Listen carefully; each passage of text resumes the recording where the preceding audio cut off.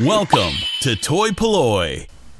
Hello and welcome to another video from Toy Polloi. Now today, rather than going to my usual local toy fair, I've taken a day trip out to a place called Fordingbridge, which is about an hour's drive from where I live. Now this is a new toy fair that I've not been to before, and I think this is actually the first one that's ever been done, so I was interested to see what was going on. I'd heard it wasn't going to be the largest of toy fairs, but sometimes a small toy fair is still worth going to because you get some nice quality items. So after about an hour's drive I arrived in Fordingbridge with Mrs. Toy Polloi, and we went for a little wander around just to see what we could find. So let's take a look at what was available at this toy fair.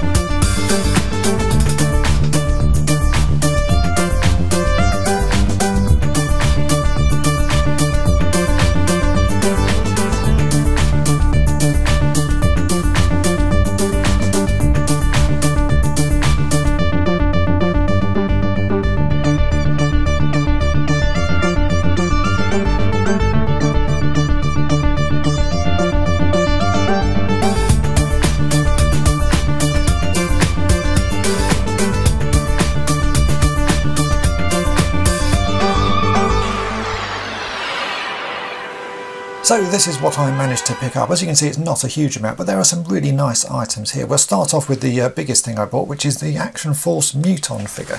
Now this is not a particularly hard figure to get. Even on card it's not particularly hard. I paid £10 for this. There's a little bit of damage to the bubble there, a little bit sort of just pushed in, really. It's been crushed at some point, but it doesn't really matter. And it's a nice unpunched card. The rest of the card is in really good condition. And if you've been watching my channel for a while, you'll know that I'm actually sort of starting a little bit of an army of these Red Shadows figures. And I just thought it'd be nice to have a carded one, mainly because on the back it's got a little photo there, much like the Star Wars cards, and shows you all of the figures and their names. It's just nice to have that little bit of information. This was only £10, so not the most expensive of things, but certainly quite a nice card to add to a collection. And my first Action Force card, so something that's going to go quite nicely on display here. Then I also picked up a Greedo. Now I couldn't leave this guy behind. He was only £1. He's actually in pretty reasonable condition, but as with a lot of Greedos, someone's chewed his little antennas off there, so yeah, a little bit sort of worse for wear, but he was £1 and I just can't leave a Star Wars figure for £1 when it's in that sort of good condition. And at some point maybe I can find a head to swap out with him. I also picked up a unopened, never used Salacious Crumb because I couldn't remember if I had one or not. I have a loose one on display, but I couldn't remember if I had one in a baggie. Turns out I do actually already have one of these in a baggie in my sort of spares pot, so no need for me to actually pick it up. But it was only £5 and it's in very good condition because obviously it's never been used before. And then I need to say thank you to Pete, who was one of the people I'd arranged to meet there, because before I even got there he'd picked up these two Adventure People figures for me. I think he paid £50 60p each for them, which is an absolute bargain. Never pay a huge amount for these figures because they are incredibly common, but these are in very good condition. There's very little wear on them, just a little bit of dirt. In fact, they're much better condition than the ones I have in my collection already, so I'm going to swap these out with the ones that I've got already. Even the sort of little decals on them are in lovely condition, hardly worn at all, which is amazing for a figure that's nearly 40 years old, but lovely little things to add to a collection.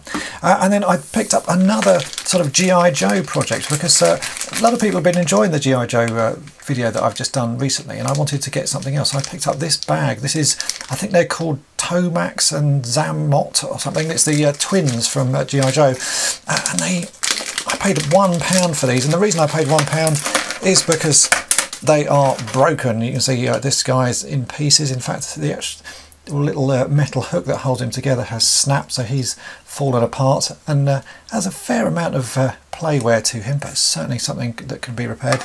And this one is missing a thumb, so that's an easy thing to replace, and again, just general paint wear. But they cost a grand total of £1 for the whole bag, which I thought was a bit of a bargain, so I might try and restore those at a future date. But if not, they're going to my sort of small project pile of things that I just like to sort of work on in the background. So as I say, it's not a sort of huge amount of stuff, but certainly some very nice things. I'm really pleased to pick up the Action Force Muton, just because I like having the odd carded figure, and that's a nice one. Not particularly hard to get, as I say, but it's nice to have a sort of a card like that in a collection. So hopefully they'll do this toy fair again, and I'll make the trip down there, see what else they've got. So I hope this video has been of interest to you, and thanks for watching.